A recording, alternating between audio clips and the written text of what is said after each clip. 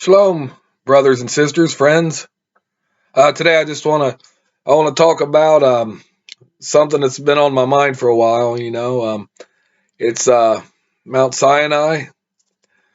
Some people sit there and believe it's in Egypt because, of course, that's church tradition says it's in Egypt, and Helen, which was Constantine's mother, said it was so. So it had to be so. Who would go against the king and say mommy was wrong? But what happened? Well, Eusebius went up to talk to have a council or talk to Constantine, the emperor, about his wrongs. Not following scripture. Constantine, his mother, supposedly were like, I don't know, they had like mediums, supposedly. Like they had dreams and they went by him, and Constantine, his mother, didn't go by what was in the word of Yahweh. They said, "Hey, if I dreamed this is it. This is truth over Scripture." Eusebius tried to, confront him about it, but Constantine, he just sat there and faced him with his crossed arms, staring at him, trying to intimidate him and make him go, make him bow down and back off. Eusebius was most cordial and nice to his king, his emperor. He's real nice, all due respect, excellency, things like that. But anyways, Constantine had his mother go on this little tour all over the Middle East, Egypt, and everything, and she'd point out a thing. This is where Yeshua lived. Here's where here's a grave of the Apostle Thomas. Every time she said that, that was set in stone, like the Holy Church of the Sepulchre. She brought that up, said this is where this happened. And then in Egypt, she saw one mountain, and she's like, she was like the Sinai Peninsula. She was like, that's the mountain. That's the mountain of Yahweh. So everybody believed it, even though it contradicts, the evidence. And I don't know about you. Everybody, you're okay with, I'm okay with your opinions or what you believe. It's but I believe it's in Saudi Arabia for good reason, evidence and everything. Also, Constantine's mother also ran across a fellow named Judas who told her where Yeshua and the criminals were crucified. So what did he do? Took her there, he dug it up and found a brand new crosses, nails, and a couple other things, brand new after 300 and some odd years of the crucifixion or whatever it was.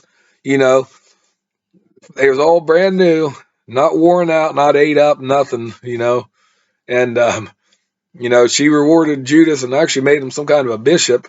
I got this off of out of Ernest Martin's book, Golgotha. I think it was that book where he refers to historians, not just Eusebius, other ones who brings that up.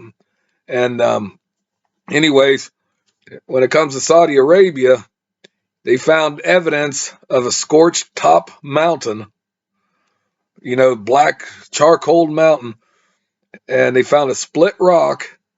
They found 12 pillars, meaning like the 12 tribes of Israel. They found altars. They found Paleo-Hebrew inscriptions. They found what looked like a corral for cattle, for sacrifices. They found all kinds of things. That's overwhelming evidence. A lot of people don't believe it. It's controversial, because of church tradition and stuff like that. Plus, the Saudi government, they fenced it up once the word was brought out.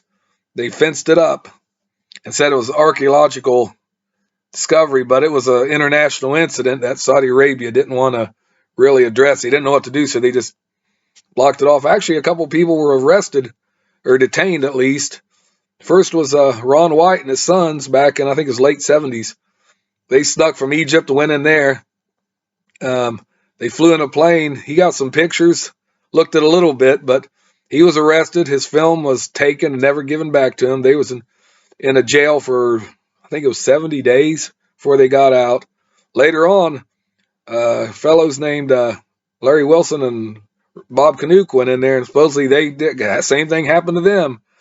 But in between that, Jim and Penny Caldwell, they had the proper paperwork and visas to travel around there, and they got stunning pictures, documentation, all kinds of things, and that is what opened up the whole can about this secret. And Penny and Jim and they was with their little kids, and they put their butts on the line. You know, they were brave and courageous. They put their butts on the line. They got all this evidence out, and it's just overwhelming. I mean, and even Paul said, I believe it might have been in Galatians, first part of Galatians. He was in Saudi Arabia, which Saudi Arabia, and the Sinai Peninsula has never been considered Arabia, never in history. But that's just my thoughts on it. The mountain of Yahweh. This had clear-cut evidence and had a cave, just like the one Elijah went into had a cave, and the one in Egypt don't have a cave. And then it is so much, but I encourage you to look up Jim and Penny Caldwell, their stories, and they even have a book out, or their website. Ron Wyatt, Bob Canuck, look them guys up. Look that stuff up for yourself, and you be the judge of it. But I'm at least I'm convinced. The real mountain is in Saudi Arabia, and it's very impressive. If you look at these pictures, you will be impressed. I mean, what's in the Bible about the Exodus and all this, about the 12 pillars and the altar and things like that, the split rock. You ought to take a look at that split rock, how big that thing is. But anyways, I just wanted to share that with you. It's been on my mind. I figured I'd share it with you. And, we never really, hear too much about, like I said, with the Noah video I made. Atheists, in control of the media and everything, and academia and the colleges, and they try to push it under the rug, and the only archaeology you ever hear of is they find a new species of dinosaur or something, but never nothing biblical or nothing, because when they're faced with facts, what they want to do, they want to bury it. That's what they want to do. But you be the judge of it. I believe myself that it's in Saudi Arabia, but before making a judgment, weigh the evidence, check it out. That's all I gotta say. Thank you again. Please like my videos, subscribe, hit the notification bell, share this video with other people, get the word out. Hey, we're all brothers and sisters. And with that said, peace out, shalom, until we meet again.